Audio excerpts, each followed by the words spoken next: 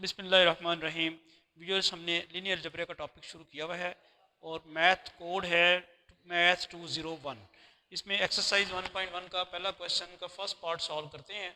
Show that every Hermitian matrix can be written as A plus iota B where A is real and symmetric and B is real and skew symmetric. हमने इसको साबित करना है A plus iota B को Hermitian matrix. अब Hermitian matrix की definition पहले आप देख लें। ऐसी स्क्वायर मैट्रिक्स जिसका बार लेके उसकी ट्रांसपोज ली जाए और वो दोबारा वही आ जाए, तो इसे हम क्या कहते हैं? Hermitian matrix. ये विजिबल है। बार लेके कंजुगेट लेके कॉम्प्लेक्स कंजुगेट लेके उसकी ट्रांसपोज ली जाए, दोबारा वही आ जाए, तो उसे हम कहते हैं सिमेट्रिक मैट्रिक्स। इसी तरह उसे कहते हैं हर्मिशियन मैट्रिक्स। जैसे सिमेट्रिक मैट्रिक्स थी, उसमें सिर्फ आप क्या करते थे? ट्रांसपोज लेके दोबारा मैट्रिक्स आ जाए। इसमें क्या है? आपने बार भी लेना है। और इसी तरह आपके पास स्क्यू हर्मिशियन मैट्रिक्स की डेफिनेशन भी इसी तरह ही है कि उसका बार लेके ट्रांसपोज लें अगर, तो वो माइनस से आ जाए तो स्क्यू हर्मिशियन मैट्रिक्स कहलाएगी। ये मैंने डेफिनेशन लिख दी चूँकि यहाँ इस्तेमाल होनी है। आप इसके सोल्यूशन में देखें। बेसिकली आपके पास ये जो मैट्रिक्स है ना, ए प्लस वाइटा बी, क्वेश्चन की स्टेटमेंट अगर गौर से पढ़ें तो आपने इसको साबित करना है कि हर्मिशियन है। ए प्लस वाइटा बी को आपने साबित करना है कि हर्मिशियन है। और ए प्लस वाइटा बी को हर्मिशियन साबित करने के लिए जो चीज़ उसने दी हुई है वो आप यूज़ करेंगे। अब अगर आपने किसी मैट्रिक्स को हर्मिशियन साबित करना है तो आपने उसका कंजुगेट और ट्रांसपोज लेनी है। तो मैं अगर ए प्लस वाइटा बी का कंजुगेट लूँ तो क्या होगा? ए प्लस वाइटा बी बार, वो आएगा ए बार और आइटा का साइन चेंज होएगा माइनस आइटा और बी बार। अच्छा, अब इंफॉर्मेशन क्या दी हुई है? A is real. A is real से क्या मुराद है? जो मैट्रिक्स ए है उसमें जितने भी मेंबर्स हैं, जितने भी नंबर्स हैं, वो सारे के सारे रियल नंबर्स हैं। तो अगर रियल नंबर का बार लिया जाए कॉम्प्लेक्स कंजुगेट, तो वो तो वही रहेगा।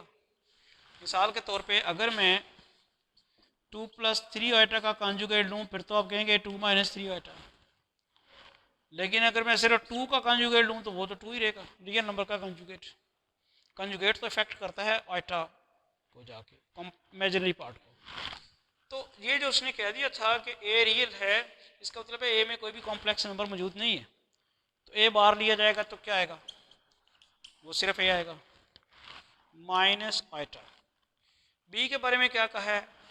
बी भी रियल है, तो बी का भी बार लिया जाएगा तो वो यही रहेगा। समझ आ गई?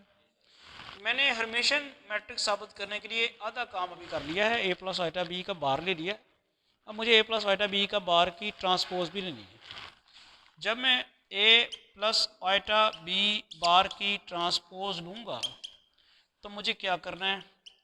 ए माइनस आइटा बी की ट्रांसपोज लेनी है। ठीक है, ये किसके बराबर आएगी? A transpose minus iota B transpose. अब अगला पार्ट देखें। ए के बारे में क्या कहा था? A is real and symmetric. Symmetric matrix की क्या डेफिनेशन है? उसकी ट्रांसपोज उसके बराबर आती है, तो ये आ जाएगा ए। और इसके बारे में इसने क्या कहा हुआ है? बी के बारे में क्या कहा हुआ है? उसने कहा है वो स्क्यू सिमेट्रिक है। B is skew symmetric. B skew symmetric matrix की जब ट्रांसपोज लेते हैं तो माइनस बी आ जाएगा। तो अब आप बड़े गौर से अगर देखें तो ये क्या बन गया है? ए प्लस आइटा बी नहीं बन गया? और जो मैट्रिक्स थी ए प्लस आइटा बी, उसका हमने बार लेके ट्रांसपोज दी तो दोबारा वही आ गई। इसका क्या मतलब हुआ? इसका मतलब ये हुआ कि ए प्लस आइटा बी एक Hermitian matrix. A plus iota B, A plus iota B is Hermitian matrix. यही हमने प्रूव करना था। ये हर्मिशियन मैट्रिक्स किन कंडीशन के तहत होगी? अगर ए रियल और सिमेट्रिक हो और बी रियल और स्क्यू सिमेट्रिक हो। ये हमने साबित किया।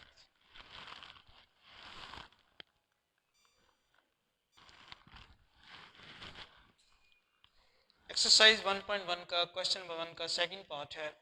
Late A B equal to 1/2 minus 1/2 minus 1/2 1/2 compute A square and A cube what will A and turn out to be. तो आप कहता है ए स्क्वायर कंप्यूट करें, आप ए स्क्वायर की वैल्यू मालूम करें। अब ए स्क्वायर मालूम करना बड़ा आसान है। क्या करना होगा आपको, मैट्रिक्स ए को उसी से मल्टीप्लाई करना होगा तो ए स्क्वायर आ जाएगा।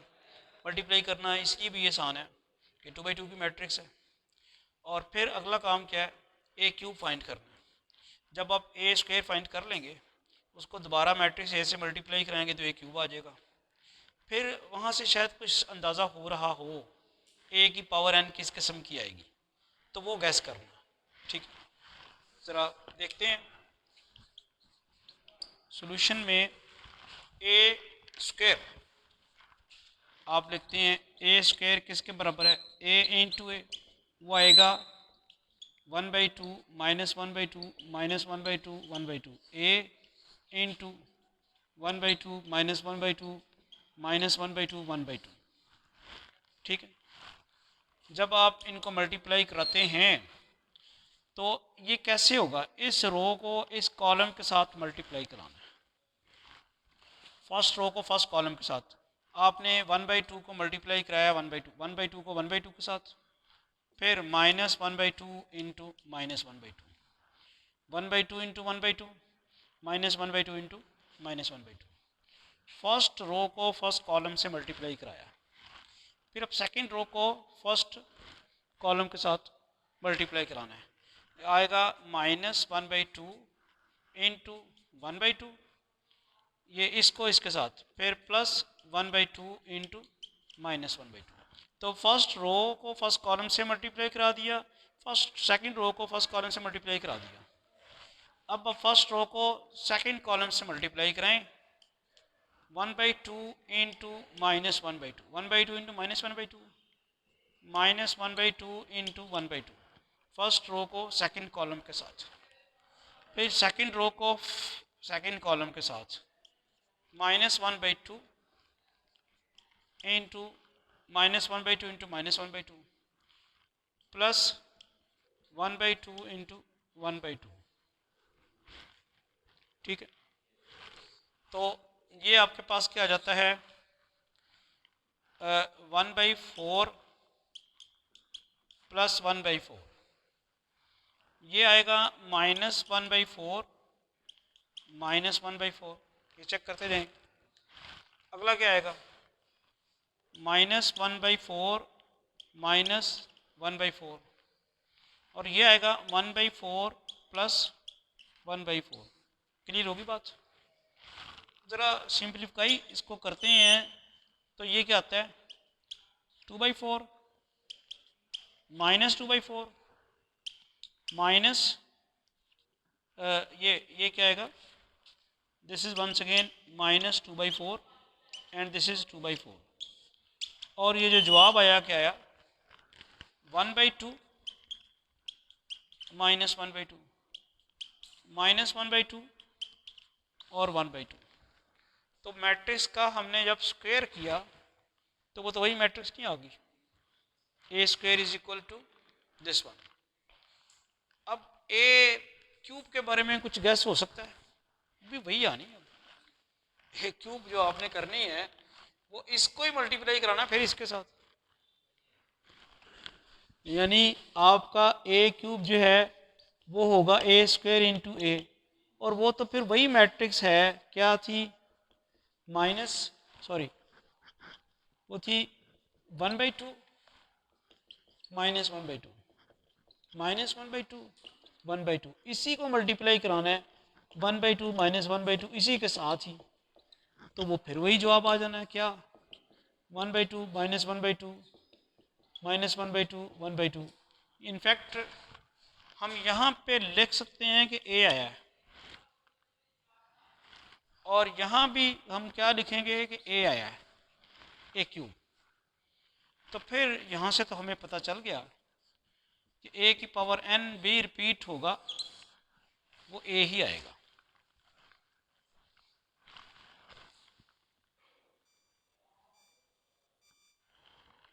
तो एक चीज़ मैं बता दूं कि ये भी जो क्वेश्चन है पंजाब यूनिवर्सिटी के 2017 के क्वेश्चन पेपर में आया हुआ है, बीएस मैथ, केमिस्ट्री और स्टैट।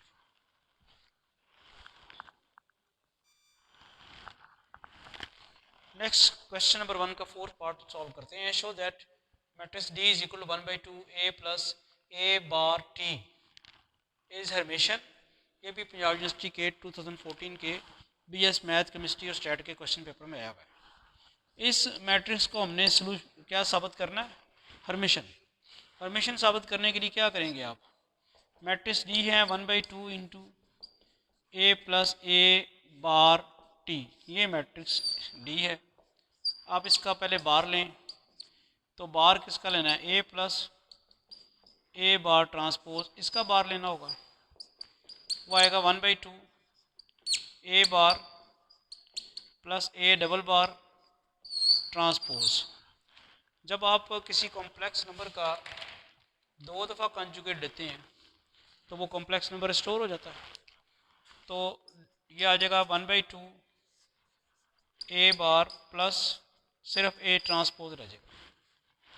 अब आप बार की फिर ट्रांसपोज लें, तो वो क्या आएगा? 1/2 A bar plus A transpose transpose.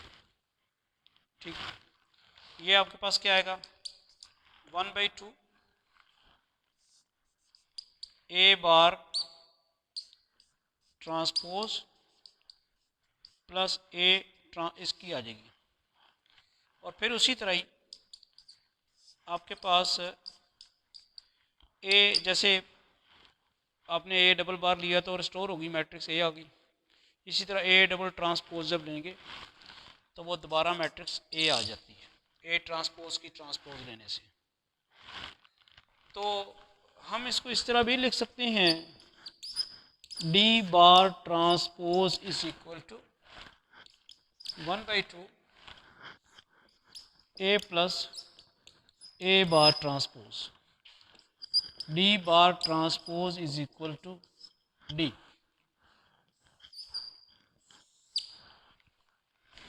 ठीक है, तो क्या हुआ? मैट्रिक्स डी की कंजुगेट लेने के साथ ही अगर आपने ट्रांसपोज ली और दोबारा वही आ गई है, तो इसका मतलब क्या है? D is Hermitian matrix. चलिए आज यहाँ तक रहने दें। Thank you.